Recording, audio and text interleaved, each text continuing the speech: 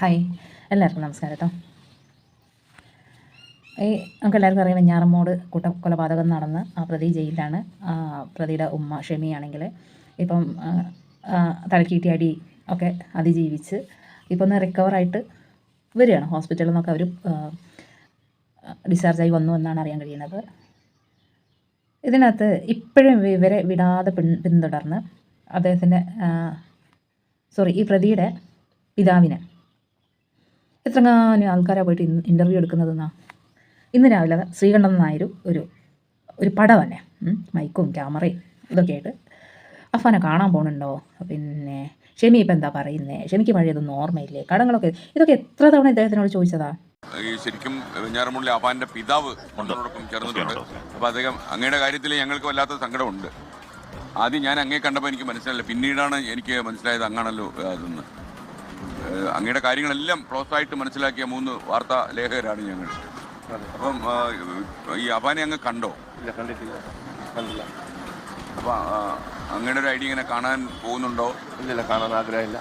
പാവ മനുഷ്യനാണ് സാറേ, എത്രയുണ്ട് സാറേ, ഒരു പാവ മനുഷ്യൻ. എനിക്കറിയാം, നിങ്ങളൊരു എങ്ങനെയെങ്കിലും ജീവിതം ഒന്ന് കൂട്ടിമുട്ടിക്കാൻ വേണ്ടി ഗൾഫിൽ പോയതാണ് അല്ലേ? സൗദി അറേബ്യയിലായിരുന്നു അല്ലേ?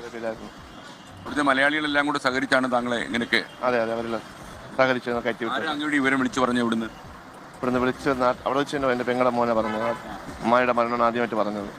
എന്തോ പറഞ്ഞു ഇവിടുന്ന്? എല്ലാ സംഭവം വിവരിച്ച് പറഞ്ഞായിരുന്നു? പറഞ്ഞില്ല, ആദ്യം ഉമ്മയുടെ മരണമാണ് പറഞ്ഞത്. ഉമ്മ മരണപ്പെട്ടു എന്ന് പറഞ്ഞു. അതിനുശേഷമാണ് പിന്നെ ഓരോന്നായിട്ട് ഇങ്ങനെ അറിഞ്ഞു തുടങ്ങിയത്. പിറക്കം നടന്ന് ശല്യം ചെയ്യാം. അതിന് ഇനിയെങ്കിലും വെറുതെ വിട്ടുകൂടെ? നിങ്ങൾക്ക് അദ്ദേഹത്തിനെ സഹായിക്കണമെന്ന് ആഗ്രഹം ഉണ്ടെങ്കിൽ ഇയാളുടെ കണ്ണീര് വിറ്റ് കാശാക്കിയിട്ടല്ല നിങ്ങൾ ഇദ്ദേഹത്തിനെ സഹായിക്കാൻ പോകേണ്ടത്. ഇദ്ദേഹത്തിന് ഇപ്പം എന്താണോ ആവശ്യം, സാമ്പത്തികമാണോ, ജോലിയാണോ, അല്ലെങ്കിൽ ഒരു കൗൺസിലിംഗ് പോലെയുള്ള മെൻ്റലി ഇദ്ദേഹത്തിന് ഒന്ന് റിക്കവർ ആവാൻ വേണ്ടിയിട്ട് മെൻ്റൽ ഹെൽത്തിന് വേണ്ടിയിട്ടുള്ള കാര്യങ്ങളാണെങ്കിൽ അങ്ങനെയുള്ള കാര്യങ്ങൾ ചെയ്തു കൊടുക്കുക. അതാണ് വേണ്ടത്. ഇത് രാവിലെ ഇറങ്ങും ഓരോരുത്തർ. ഇന്നൊരു ചാനലാണെങ്കിൽ നാളെ വേറൊരു ചാനൽ. ഇദ്ദേഹത്തിന് ഒരു സ്വസ്ഥതയും സൗകര്യമൊന്നും വേണ്ടേ? അല്ലെങ്കിൽ തന്നെ നമ്മൾ ഓരോ കഴിഞ്ഞു പോയ ദുരന്തങ്ങളെക്കുറിച്ച് മറക്കാൻ വേണ്ടിയിട്ടാണ് ഓരോരുത്തരും ജീവിതത്തിൽ ശ്രമിച്ചുകൊണ്ടിരിക്കുക. അതെങ്ങനെയെങ്കിലും മറന്നു കഴിഞ്ഞാൽ മനസ്സിനൊരു ഇത്തിരി സ്വസ്ഥത ഉണ്ടാവുള്ളൂ.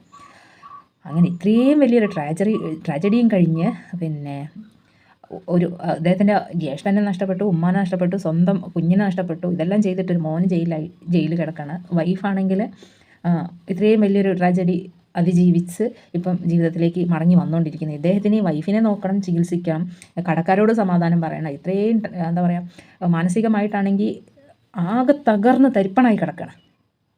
അങ്ങനത്തെ ഈ ഒരു മനുഷ്യൻ്റെ മുന്നിലേക്കാണ് ക്യാമറയും മൈക്കും ഒക്കെ പിടിച്ചുകൊണ്ട്, നിങ്ങളുടെ ഭാവി പരിപാടി എന്താണ്, നിങ്ങൾ മോനെ കാണാൻ പോകുന്നുണ്ടോ, നിങ്ങൾ കേസ് നടത്തുന്നുണ്ടോ, നിങ്ങൾക്ക് ഇനി എത്ര ക്യാഷ് കൊടുക്കാനുണ്ട്, ഇതൊക്കെ എല്ലാവർക്കും അറിയുന്ന കാര്യങ്ങളല്ലേ. എത്ര തവണ ഇദ്ദേഹം തന്നെ ഈ സാധു ആയതുകൊണ്ടാണ് ഈ ചാനലുകാരെയൊന്നും ആട്ടിപ്പായിക്കാത്തത്. വേറെ വല്ലവരും ആണെങ്കിൽ ഇങ്ങനെയുള്ള കുത്തി ചോദിക്കാൻ വരുമ്പോൾ നമ്മളാണെങ്കിൽ നിന്ന് കൊടുക്കും ഇങ്ങനെയുള്ള ചോദ്യങ്ങൾക്ക്. അല്ലെങ്കിൽ തന്നെ തല എല്ലാം കൂടെ പ്രാന്തെടുത്ത് നിൽക്കുകയായിരിക്കും. എന്താ ചെയ്യേണ്ടത്, എന്താ പറയേണ്ടതെന്ന് അറിയാത്തൊരു മാനസികാവസ്ഥയിൽ നിൽക്കുകയായിരിക്കും. അപ്പോഴാണ് ഈ സാമാനം പൊക്കി പിടിച്ചുകൊണ്ട് രണ്ടു വാക്ക് സംസാരിക്കുമോ? ഉമ്മ ഇപ്പോഴും പറയുന്നത് കട്ടിൽ നിന്ന് വീണാണ്. അതെന്തുകൊണ്ടായിരിക്കും സാർ? അല്ല, ഉമ്മ ഇപ്പോഴും പറയുന്നത് കട്ടിൽ നിന്ന് വീണാന്നാ പറയുന്നത്. അത് ഇപ്പോഴും പറയുന്നത് അങ്ങനെയാണ് പറയണത്. ഓർമ്മ ചെറിയ പ്രശ്നമുണ്ട്, നല്ല ഓർമ്മയായിട്ടില്ല. എന്നാൽ ഇത്രയും സാമ്പത്തിക ബാധ്യത ഒന്നും എന്തെങ്കിലും ഐഡിയ ഉണ്ടോ? ഇല്ല, എനിക്കൊരു ഐഡിയ ഇല്ല.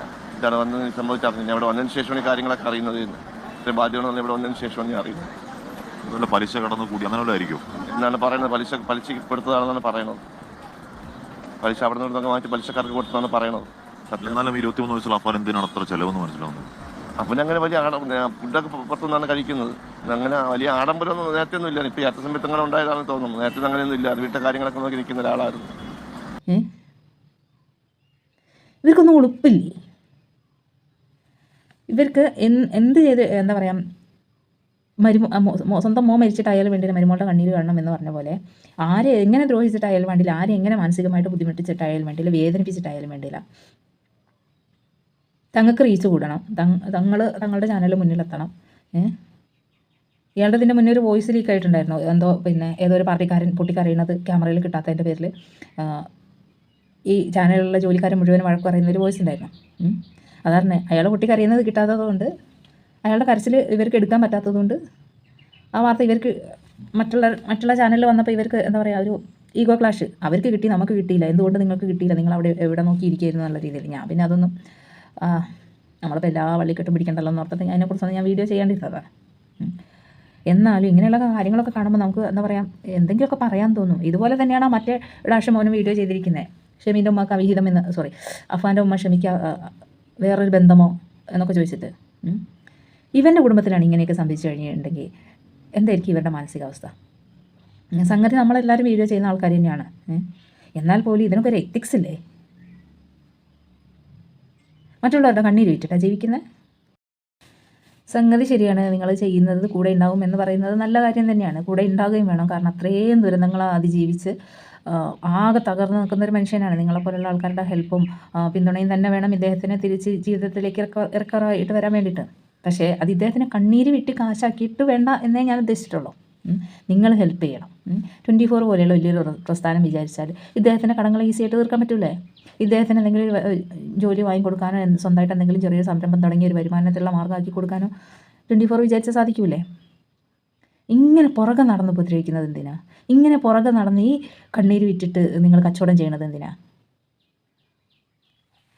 നിങ്ങൾ കൊണ്ട് പറ്റുമെങ്കിൽ ഇദ്ദേഹത്തിന് ഇനിയും ഈ ക്യാമറേൻ്റെ മുന്നിൽ വലിച്ചിട്ട് ഈ ചാനലിലേക്ക് വലിച്ചഴിച്ച് ഇദ്ദേഹത്തിനെ കണ്ണീര് വിട്ട് കാശാക്കാൻ നോക്കാതെ എന്തെങ്കിലും മാന്യമായിട്ട് തൊഴിലെടുത്ത് ജീവിക്കാൻ പറ്റുന്ന ഒരു സിറ്റുവേഷൻ അയാൾക്ക് ഉണ്ടാക്കി കൊടുക്കുക.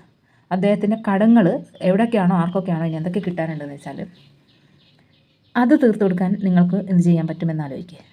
എന്നിട്ട് അത് ചെയ്യുക. നമ്മളൊക്കെ സാധാരണക്കാരായിട്ടുള്ള ആൾക്കാരാണ്. നമുക്ക് ഇത് കേൾക്കല്ലാണ്ട് നമ്മുടെ അടുത്തൊന്നും കൊടുക്കാനൊന്നുമില്ല. പക്ഷെ നിങ്ങളങ്ങനെയാണ്. നിങ്ങൾ സാധാരണക്കാരല്ലല്ലോ. വേണമെന്ന് വിചാരിച്ചാൽ ഇദ്ദേഹത്തിൻ്റെ കടങ്ങൾ സ്വന്തമായിട്ട്, അതാണ് അന്തസ്സ്. അല്ലാണ്ട് ഇങ്ങനെയുള്ള ആൾക്കാരുടെ കണ്ണുനീര് വിറ്റ് കാശാക്കിയിട്ട് അതിൻ്റെ അകത്തുനിന്ന് ലാഭം ഉണ്ടാക്കിയിട്ട് മുൻനിരയിൽ അല്ലെങ്കിൽ നമ്പർ 1 ആയിട്ട് നടക്കലല്ല അന്തസ്സ്. അതാദ്യം മനസ്സിലാക്കുക. അപ്പോൾ ഇങ്ങനെയുള്ള കാര്യങ്ങളൊക്കെ കാണുമ്പോൾ നമുക്ക് മാനസികമായിട്ട് പ്രയാസം ഉള്ളതുകൊണ്ടാണ് ഞാനിങ്ങനെ ഒരു വീഡിയോ ചെയ്തത്.